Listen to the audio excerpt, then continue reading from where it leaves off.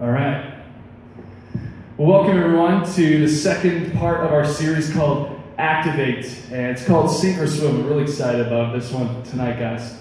Last week we talked about science and how when you put two chemicals together, you get this. Sometimes you get this crazy reaction, and sometimes you can put something else, like another chemical, in that reaction. And it can deactivate that reaction. One of the craziest parts of it is you just don't know what's going to activate or what's going to create a deactivation.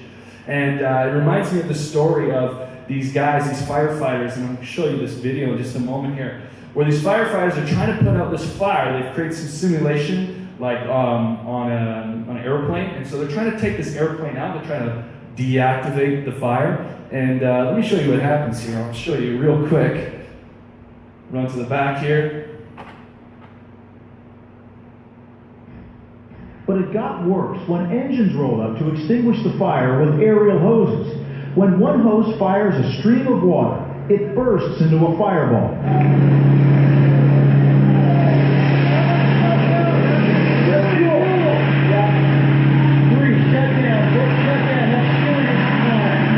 Firefighters realized that somehow the jet fuel they use to fuel their training fire is in their water lines. Two firefighters suffered slight burns in an exercise that quickly became too hot to handle. So, we all know what deactivates water, right? What deactivates water? What deactivates fire is water. But you know what looks a lot like water? A little bit of water mixed in with a lot of jet fuel. And so when we sprayed this, it had this massive, as you can see, this explosion that they weren't even expecting. And so last week, we talked a little bit about how this sort of thing can happen.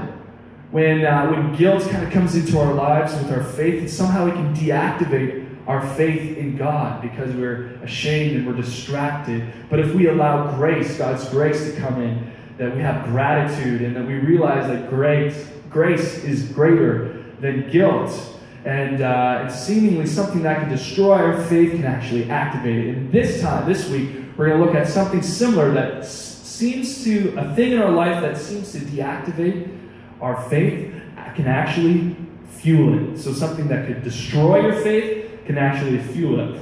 Now, before I tell you what it is, I got to tell you a favorite story of mine about my favorite time of the year. My favorite time of the year is Christmas. Okay, Christmas is amazing. I love Christmas since I was a kid. Everything about Christmas is cool. The toboggan, the songs, the free gifts, Santa Claus, everything about it, man. I was so pumped on Christmas, okay? I was one of those kids who could not go to sleep at night on Christmas Eve. You guys remember? You guys, you know what I'm saying? Okay, when I believed in Santa Claus, man, times were magical. Everyone would tell me that he was real. My siblings would tell me he was real. My parents would tell me he was real. So, dude, Santa Claus is real. It was a good time of my life. He would leave out like the eggnog and the cookies and the carrots, because reindeer, they're doing work too, man. They work just as hard as that old guy, right? So you gotta leave stuff for them too, right? And so I got a little bit older, and I still liked Christmas, but all of a sudden I got a little suspicious of this whole Santa Claus thing. And I'm at that age that I wasn't quite sure if Santa Claus was real or not. Like, is he not? So I figured, okay, I'm gonna confront my mom about this. I'm going to play the devil's advocate, see if I can get something out of her.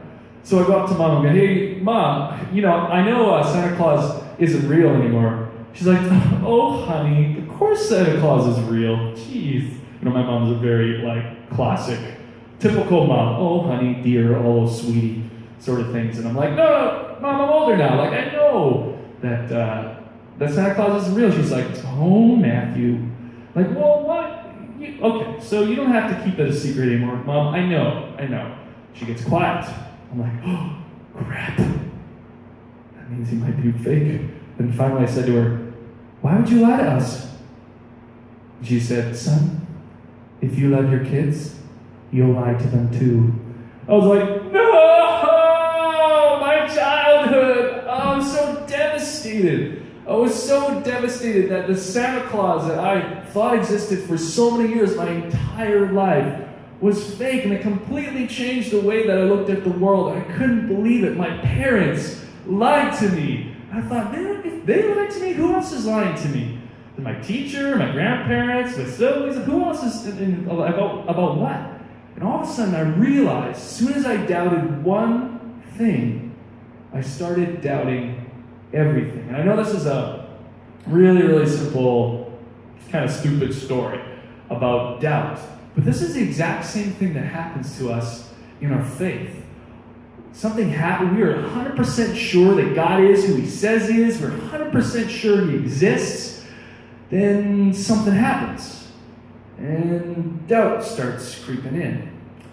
And doubt can be a really scary thing because if we don't know how to handle doubt in a healthy way, it can deactivate our faith. And some of you probably have already experienced some sort of doubt in your faith already. Right? Maybe something, nothing crazy, or maybe a catastrophe hasn't happened to you yet, but maybe something small, like one of your family members is questioning God and doesn't think He exists. Or maybe some of your friends at school are like, "You're a Christian?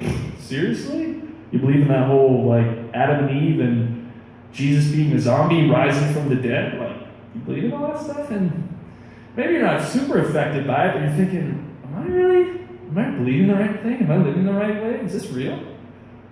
And maybe some of you have experienced doubt in a big way.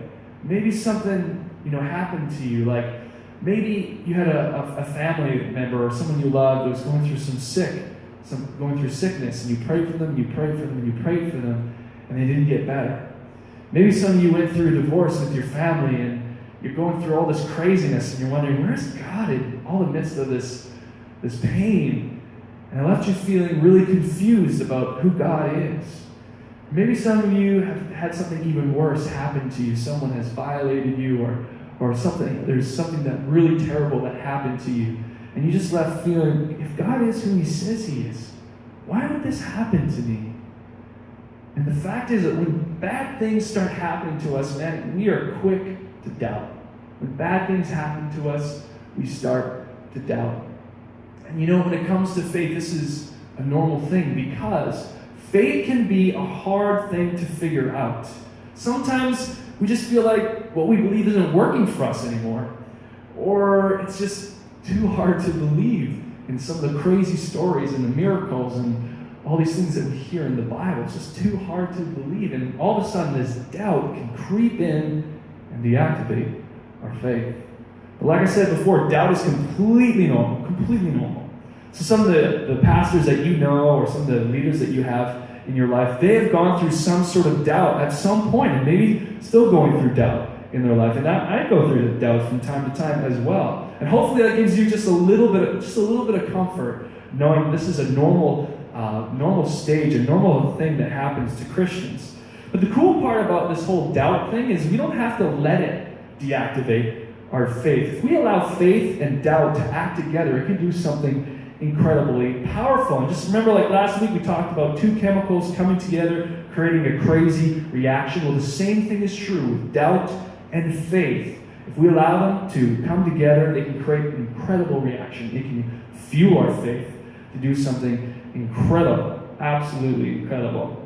And today we're going to talk about Peter. You guys remember Peter? We talked about him last week. He's one of Jesus' disciples in the when he was hanging around about 2,000 years ago. And Peter has this like really crazy experience, probably one of the craziest experiences that's ever happened to a human being before. And he goes through some doubt.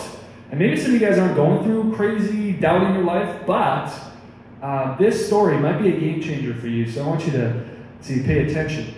So we're going to go to the book of Matthew, and Peter and his disciples, Peter and Jesus' disciples are hanging out with Jesus, and they're going to go cross the lake. Jesus is going to go and pray on the mountain, and Jesus says, "Hey, y'all, why don't you cross the Sea of Galilee?" That's this lake in the middle of Israel. "Why don't you cross the Sea of Galilee, and I'll go and meet with you?" They're like, "Okay, then let's do that." So then I need someone to be Jesus, someone to stand in for Jesus. So just all you gotta do is stand. Okay, cool. Just want you in the back aisle there. Okay? Does anyone want to be his disciples? Just got you to stand up. That's like, no one wants to. That's okay. I will be the entirety of Jesus' disciples right here up on stage. So Jesus says, "Go across the Sea of Galilee. I'll meet you on the other side." Well, I'll meet up with you. And the disciples think, well, he's probably going to meet up with us on land. But Jesus had another strategy. And so let's pick it up here in Matthew. So shortly before dawn, Jesus went out to them, so walking on the lake. When the disciples saw him walking on the lake, they were terrified. "It's a ghost," they said, and cried out in fear. But Jesus immediately said to them, "Take courage, it is I, don't be afraid." Okay? So the disciples are in the boat doing their thing, and like sailing or rowing or whatever. Then all of a sudden they see this little person walking up to them, and they start freaking out. But Jesus is like, "Oh, guys, it's just me. It's just your friendly neighborhood Jesus over here. Don't freak out. It's all good."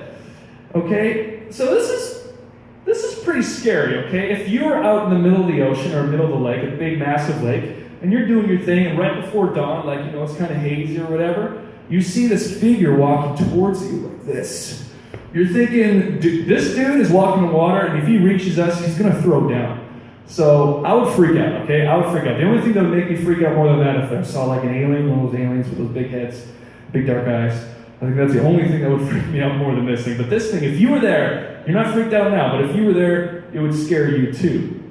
And so the disciples are all freaked out, but then you have like Peter. Peter's he's in the back. He's like looking at his disciples, looking at Jesus.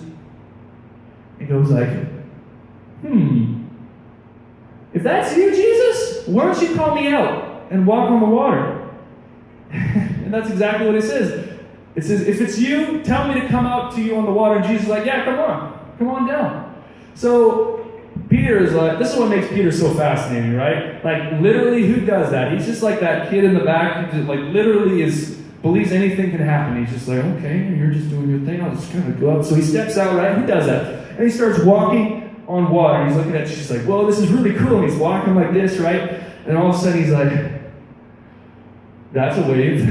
That's a fish. And he starts to sink, right? And then all of a sudden he's like, "Lord, save me." And then what happens next? How does Jesus respond? You guys know? Jesus, how do you respond? He's a good Jesus. You're a good Jesus. Exactly. This is what Jesus did. Immediately, Jesus reached out his hand and caught him. "You of little faith," he said, "why did you doubt? You of little faith, why did you doubt?" And he's like, Jesus coming up to him, he's like, "What happened, Peter? You're doing so well. What happened? You were so excited, and then what happened? Why did you doubt?" And Peter was so excited coming out there, then all of a sudden, he got distracted, and all of a sudden, he started sinking. And he's doubting what was going on. And I think, do you think it was particularly his doubts that were causing him to sink? I don't think it's necessarily his doubts, because we all go through doubt. He was even a little doubting if it was Jesus at the beginning. If it's you, Lord. He wasn't quite sure. And then all of a sudden he got distracted with the things around him. He started to sink. And I think it wasn't necessarily because of his doubt, but it was also because he let it keep his eyes off of Jesus. And I want you to remember that. And let's look back at what Jesus says here. It says, immediately Jesus reached out his hand and caught him. And I love this part because Jesus is like right there. Like we imagine him super, super far away, but no, Jesus was right there. He's like, okay, let's do this. And he doesn't get angry with Peter. He isn't like, "Peter, what's wrong with you, man? Like, you could have done a better job." He wasn't saying anything about his character. He didn't have any anger or judgment in his voice. How I read it is that he was sad because he knew Peter could have done something incredible, right? He could have got out of that thing and looked at Jesus the whole time, just walked straight to him, meet up with him, did like a little high five shake or whatever they do, and walk right back into the boat and feel pretty BA. Right? This would be a sweet story to tell your friends. I walked on the water with Jesus. We went foot walking, foot skiing, whatever you want to call that. That'd be a sweet thing, right? Knowing that Jesus gave you that ability to have so much faith to walk out to him. But Peter missed out on that. And Jesus wasn't like, "You're a failure. Why don't you believe in me? Why don't you trust me more? Why do you have so much doubt?" He wasn't having a judgment call on Peter. In fact, no, he wanted Peter to succeed. He didn't want Peter to fall. And that's the exact same thing when it comes to us. When Jesus sees us and all of our doubts, he isn't expecting us to fall. He wants us to be want us to walk on top of that water, because faith can be a hard thing to do. Think about it. None of the other disciples were off the boat. He was the only one. And Jesus did not judge him. And some of you guys are like that, thinking that I've got to be some sort of super special Christian, or so I got to have no doubts whatsoever. In fact, that's not true. That's not true. Jesus doesn't see you any differently. He doesn't handle with you any differently. He's the same, the loving, kind Savior to every single person. But we learn this incredible thing that Jesus is okay with our doubts. Jesus is okay with our doubts. And when they go back onto that boat, man, they're worshiping Jesus. Even Peter went through this crazy doubting period, but no, he continues to worship Jesus because he understood that Jesus was okay with his doubts. And that's what it's like with us, guys. You don't have to be this perfect Christian. You don't have to have 100% certainty on something, on every single little thing that you read in the Bible. You need to have 100% certainty on every little thing in order to step out in faith. You don't need to that. You only need to keep your eyes focused on Jesus. So, what are we going to do? What should we do with all this stuff? All right, well, have you guys ever tried walking on water before? We can try that. Maybe not. Maybe we won't do that. But I think the first thing we got to do is we need to change our perspective on this. We got to start believing a little bit differently. We got to say, okay, when we're going to go through doubts, I am not going to allow me to sink. I'm not going to allow myself to sink. I'm not going to let this deactivate my faith. I'm going to let it fuel me to do something about it. Instead of it destroying my faith, I'm going to allow it to fuel my faith going forward. So how do we do that? Well, just like Peter, you got to keep your eyes focused on Jesus. Don't keep your eyes off of Jesus. Just keep it focused on him and walk forward when you're going through doubts. And so we have to activate. Let's activate. And I just want to tell you some real simple things. First, just make a list of what God has done in your life. Man, some of you really need to do this. If you're anything like me, I forget all the time. I forget all the blessings God has given me, all the answered prayers that He's done in my life, all the crazy circumstances that can only be explainable by God's supernatural hand. And I forget all that stuff when I'm going through doubts. I'm thinking, it's not even registering in my brain. And some of you need to write that down, go back to it, go oh yeah, I'm going through doubts, but this is what God has already done. This is what Jesus has already done in my life. And that's going to help you a lot, so that when doubt does come in, you can go back to that. It's a reference point for you. And the second thing, let's go to this next slide here. The second thing I want to talk to you about is that talk to God about your doubt. Right? Don't do this on your own. Ask God to come into this questioning period, this whole uncertainty, skeptical thing. This is a normal part. Just invite Him into it and ask God to help you in the midst. If you're feeling like you're sinking, ask God to come in. And you can ask your friends, listen guys, I've never seen a successful follower of Jesus doing this on their own. Jesus hung out with people. If you guys are going to live out your walk with Jesus, you got to do it with other people as well. You can't just do it on your own. If we do those two simple things, man, we're going to allow faith to fuel us forward. And remember, if you let doubt creep into your life, listen, it will deactivate you. When it comes, it will deactivate you. But if you do it on your own, it will be deactivated. But if you decide to go to Jesus with it, if you decide to do this whole faith thing with your friends, with those that care about you, it will activate your faith. It will fuel your faith, and it will take you to a place that you've never been before. Now, man, I still wish Santa Claus was real. You know, how sweet would that be, right? And maybe some of you guys still believe in Santa Claus. I don't know. Maybe you have some evidence for me, and I'd love to see that evidence. But one thing is for sure, guys. I know Jesus is real. I know He is who He says He is. Guys, when the darkest part of my Christian faith is when I went to university and had all these atheist professors coming up to me telling me my faith in Jesus was in vain. It was stupid. There was no evidence. There was no proof. The arguments were weak. And I realized that this is dumb. And I figured, am I going to be a Christian and still believe in all this stuff? And it put me on this journey. It fueled me to go forward and see, okay, is there something there? Can Jesus give me a good answer? Can people give me a good answer? And it fueled me forward. And I went down that rabbit hole. And it's deeper and deeper I got. I realized that, hey, other people have been there before me. And Jesus was there there with them. And I realized that there's been years and years of Christians, faithful Christians, going down that hole, making a pathway, showing where Jesus is and God is in the midst of all that. And I realized no matter how deep I go, God will be there. Always will be there. So remember, you're going to experience some doubt in your life. It's going to happen. But when you try to handle it by yourself, it's not going to work. But when it does show up, keep your eyes focused on Jesus. And when you do doubt, let your faith and Jesus take you to a place that fuels you forward. And trust me, once you get to the other side, you won't be the same person. All right.